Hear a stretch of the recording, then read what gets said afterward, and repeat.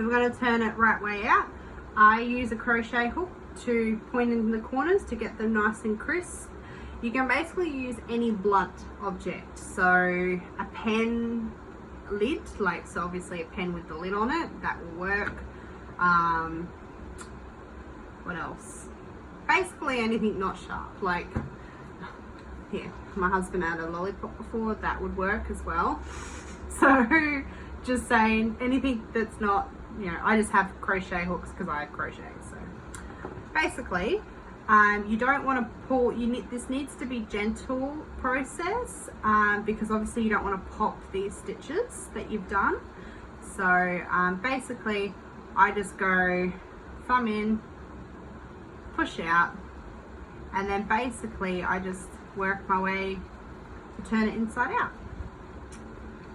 So let's just gently do this.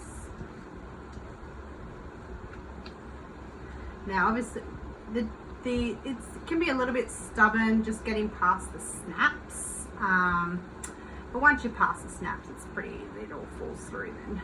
And this is a pull one. The ones that are a little bit tricky are minky, which, because you have 3 layers, then you have the minky, a hidden layer of pull, so that makes it waterproof, and then you have the inner material, so the Suedecloth. So those ones can be a little bit tricky, and I tend to make a whole bit bigger when I do minkies, just because they do take a little bit of turning space. So basically just going from the bottom in, just make sure I push all that through. And like this process, like my husband does this process for me, like if I've got a bazillion to turn inside out, he just sits in front of the TV and turns them inside out for me. So right ways out, not inside out technically. Alright. So what I do is I just kind of roll with my fingers the corners, that kind of semi-pushes them out already, so I see how they're pretty pushed out. But then what I'll do is I'll put the crochet hook inside and I'll poke them out even more. So I just kind of roll it with my fingers. And then roll the front. Get that all out. Alright. Okay, so they're semi-rolled out, but obviously they're not as crisp. So all I do is I just get the crochet hook and I just point it into that corner, and see, it just makes it a lot more crisp.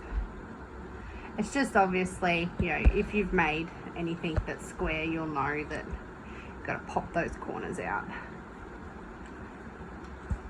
And going by your 15 years of experience, I'm sure you've made something that's square at some point. So pop those out, pop that out,